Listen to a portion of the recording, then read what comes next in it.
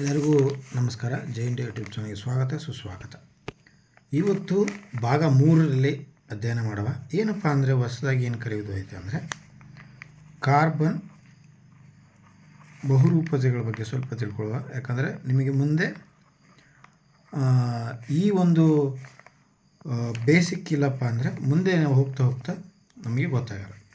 Carbon ಬಹುರೂಪತೆ ಅಂದರೆ ಏನಪ್ಪ ಅಂದರೆ ಕಾರ್ಬನ್ ಇರೋದು ಒಂದು ಇದ್ದಲಿನಿಂದ ಹಿಡಿದು, ನೀವೇನು ಇದ್ದಿಲು ಅನ್ನೋ ಒಂದು ಪದ ಇದೆ ಅಲ್ಲವ, ಈ ಇದ್ದಲಿನಿಂದ ಹಿಡಿದು ವಜ್ರದವರೆಗೂ ಕೂಡ ಒಂದೇ ಒಂದು ಸೂತ್ರ, ಅದು ಸಿ ಮಾತ್ರ. ನಾವು ಇದನ್ನು ಸಿ ಅಂತ ಹೇಳ್ತೀವಿ, ಇದು ಸಿ ಅಂತ ಹೇಳ್ತೀವಿ. ಇದರ ಅರ್ಥ ಏನಂದರೆ ಇಂಗಾಲವೂ ಕೂಡ, ಈಗ ಇಂಗಾಲ ಅಂತಂದರೂ ಕೂಡ ನಾವು ಅದನ್ನು ಇಂಗಾಲ ಅಂತ ಪದ ಬಂದರೂ ಕೂಡ ನಾವು ಅದಕ್ಕೂ ಕಾರ್ಬನ್ ಅಂತ ಹೇಳ್ತೀವಿ. ಇದ್ದಿಲು ಒಂದೇ, ವಜ್ರನೂ ಒಂದೇ, ಇಂಗಾಲ ಅಂದ್ರೇ ಇರ್ತದೆ. ಇದರ ಅರ್ಥ ಏನಿಲ್ಲ ಅಂದರೆ ಇದ್ದಿಲು ಏನಿರ್ತದೆ ಅಂದರೆ ಮೃದುವಾಗಿರ್ತದೆ. ನೀವು ಮಾಮೂಲಾಗಿ ನೀವು ಒಲೆಯಲ್ಲಿ ಕೆಂಡವನ್ನು ಆರಿಸಿದಾಗ ಅದು ಇದ್ದಿಲಾಗಿರ್ತದೆ. ಕಲ್ಲಿದ್ದಿಲು ಅಂತ ಹೇಳ್ತೀವಲ್ಲ, ಅದು ಕೂಡ ಏನಪ್ಪ ಅಂದರೆ ಒಂದು ಕಾರ್ಬನ್ ಅಂತಲೇ ಹೇಳ್ಬೋದು. ಇವು ನೀವು ವಜ್ರ ಆಗಿರ್ಬೋದು, ಇದ್ದಿಲೂ ಆಗಿರ್ಬೋದು, ಕಾರ್ಬನೂ ಆಗಿರ್ಬೋದು, ನೀವು ಕಲ್ಲಿದ್ದಿಲು ಆಗಿರಿ, ಇವೆಲ್ಲವಕ್ಕೂ ನಾವು ಸಿ ಅಂತಲೇ ನಾವು ಬಳಕೆ ಮಾಡ್ತೇವೆ.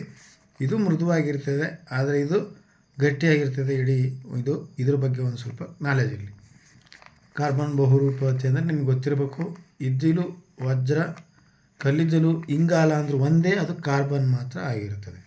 ಇನ್ನೂ ಒಂದು ಏನಂದರೆ ತಿಳ್ಕೊಳ್ಬೇಕಾಗಿರೋದು ಅಂದರೆ CO ಮತ್ತು CO2 ಅಂತ ಎರಡು ಬರ್ತವೆ, ಮತ್ತೊಂದು CO3 ಅಂತ ಬರ್ತದೆ.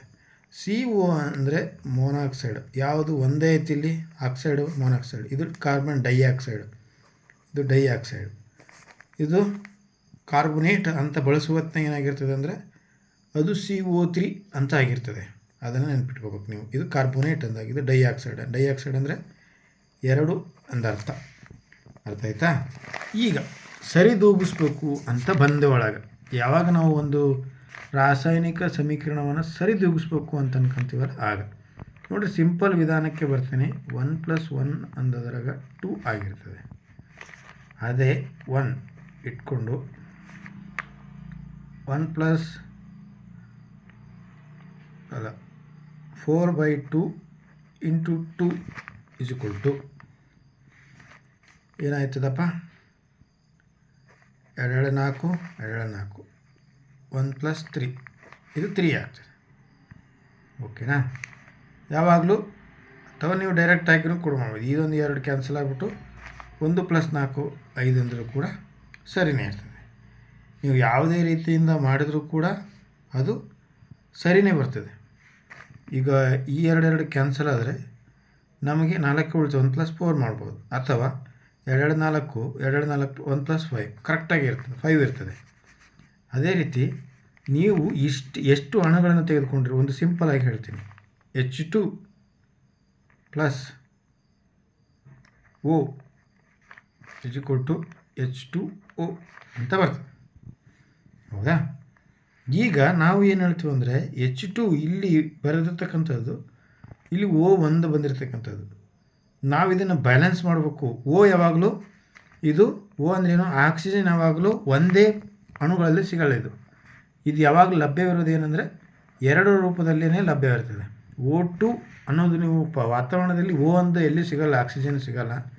ಅದು ಯಾವಾಗಲೂ ಪರಮಾಣು 2ರಲ್ಲಿ ಮಾತ್ರ ಇರ್ತದೆ. ಆವಾಗ ನಾವು ಏನು ಮಾಡ್ಬೇಕಿದ್ದು, O2 ಅಂತ ಮಾಡ್ಕೊಳ್ಬೇಕಾಗ್ತದೆ. ಇಲ್ಲಿ O2 ಅಂತ ಮಾಡ್ಕೊಂಡ್ಮೇಲೆ ಇಲ್ಲಿ ಎಷ್ಟು ಬರ್ಬೇಕು? ಈಗ H2 ಇಲ್ಲೇ ಇರೋದು 2 ಅಣುಗಳು ಅದಾವೆ, ಹೈಡ್ರೋಜನ್ಗಳು. ಇನ್ನೂ ಒಂದು O ಬೇಕಾಗಿದೆ ಇಲ್ಲಿ. ಅದಕ್ಕೆ ಏನು ಮಾಡ್ತಾರೆ ಅಂದರೆ ಬ್ಯಾಲೆನ್ಸ್ ಮಾಡಬೇಕಾಗ್ತದೆ. 1 ಹಾಕಿದರೆ ಒಂದೇ ಬರ್ತದೆ, ಒಂದು H2 ಇದೆ, ಒಂದು H2, ಒಂದು O ಇರ್ತದೆ, O2 ಇಲ್ಲ. ಅದಕ್ಕೆ ನೋಡಿರಿ 2H2 + O2 ಇದೇನು ಕೊಡ್ತಾ ಇದೀಗ 2H2O ಅಂತ ಹೇಳ್ತೀನಿ. ಈಗ ನೋಡಿರಿ H2 ಅನ್ನೋದು 2 ಇದೆಯಾ? 2 ಇದೆ. O ಅನ್ನೋದು 2 ಇದೆಯಾ? 2 ಇದೆ. ಯಾಕಂದರೆ 2 × 2O 2O, 2 × H2O 2 × H2 ಎಷ್ಟು ಅದರ 4H2 ಇಲ್ಲಿ ಐತಲ್ಲ, 2 × H2. ನಮಗೆ ಇಲ್ಲೇನಾಗಿರ್ಬೇಕು? ಬ್ಯಾಲೆನ್ಸ್ ಆಗಿರ್ಬೇಕು. ಇಲ್ಲಿ 1+1 ಆಗಿದ್ದರೆ ಅಲ್ಲಿ 2 ಆಗಿರ್ಬೇಕು. 1+5 × 2 ಆಗಿದ್ರೂ ಕೂಡ ಅಲ್ಲಿ ಎಷ್ಟಾಗಿರ್ಬೇಕು? 10 ಆಗಿರ್ಬೇಕು. ಅಲ್ಲಿ ಬೇರೆ ರೀತಿ ಬರಬಾರ್ದು. ಇನ್ನೊಂದು ಉದಾಹರಣೆ ಹೇಳ್ಬೇಕಂದ್ರೆ ಈ ಕಡೆ 2 5 10 ಅಂದಾಗ ಆ ಕಡೆ 5 2 10 ಅದೇ ರೀತಿಯೇ ಇರಬೇಕು. ಈ ಕಡೆ 3 2 6 ಅಂದಾಗ ಆ ಕಡೆ 2 3 6 ಅಂತಲೇ ಇರಬೇಕು. ಅಂದರೆ ನೀವು ಈ ಕಡೆ ಏನನ್ನು ಕೊಟ್ಟಿರ್ತೀರ ಆ ಕಡೆ ಅದೇ ಬಂದಿರಬೇಕು ಅಂತ ಅರ್ಥ. ಅದ್ರ ಮೂಲಕ ನೀವು ಯಾವುದೇ ಉದಾಹರಣೆಯನ್ನು ಕೂಡ ನಾವು ಮಾಡ್ಕೋಬೋದಾಗಿದೆ. ಈಗ ಇನ್ನೊಂದು ಉದಾಹರಣೆಯನ್ನು ನಾವು ನೋಡ್ಬೋದು. ಮೀಥೇನ್ ಅಂತ ಒಂದು ಬರ್ತದೆ. ಮೀಥೇನ್ ಅಂದರೆ ಇದು CH4+. ಇದು ದಹನ ಆದಾಗ, ದಹನ ಅಂದರೆ ಆಕ್ಸಿಜನ್ O2 ಅಂತ ಹೇಳೋಣ. ಈಗ ದಹನ ಆದಾಗ ಏನಾಗ್ತದೆ ಅಂದರೆ ಇದು ಎರಡು ಬಿಡುಗಡೆ ಆಗಿಬಿಟ್ಟು CO2 ಪ್ಲಸ್ ಎಷ್ಟು ದಹನ ಆದಾಗ ಏನಾಗ್ತದೆ, ಆವಿರಿ ಆಗ್ತದೆ. ಯಾಕಂದರೆ ಇಲ್ಲಿ ಹೈಡ್ರೋಜನ್ ಇರೋದ್ರಿಂದ ಆವಿ ಆಗ್ತದೆ. ಆವಿ ಆಗೋದ್ರಿಂದ ನೀರು ಇರ್ತದೆ. ಈಗ ಇದು ಬ್ಯಾಲೆನ್ಸ್ ಆಗಿದೆಯಾ ಅಂತ ಚೆಕ್ ಮಾಡ್ಕೊ ನೋಡುವ. ಫಸ್ಟ್ O2 ಅನ್ನೋದು ಒಂದೇ ಇದೆ, ಇದು ಬ್ಯಾಲೆನ್ಸ್ ಆಗಿದೆ. ಇಲ್ಲಿ H2O ಅನ್ನೋದಿದೆ, ನಮಗೆ ಎಷ್ಟು ಅದಾವೆ ಇಲ್ಲಿ 4 ಬೇಕು. ನಮಗೆ 4 ಬೇಕಂದ್ರೆ ಏನು ಮಾಡಬೇಕಾಗ್ತದೆ, ಇಲ್ಲಿ ನಾವು 2H2O ಅಂತ ಮಾಡಬೇಕಾಗ್ತದೆ. 2H2O ಆದಾಗ ಇಲ್ಲಿ ಎಷ್ಟಾಗ್ತದೆ, H4 ನಮಗೆ ಆಯಿತು. ಆದರೆ O ಎಷ್ಟಾದವು, 2 O ಆದವು ನಮಗೆ. ಹೌದಾ, ಇಲ್ಲಿ 2 × O ಎಷ್ಟಾಯಿತು, 2 O ಆಗ್ತದೆ. ಅವಾಗ ಇಲ್ಲಿ 2 O ಇತ್ತ, ಇಲ್ಲಿ O2 ಇದೆ, 2 O ಇಲ್ಲಲ್ವಾ.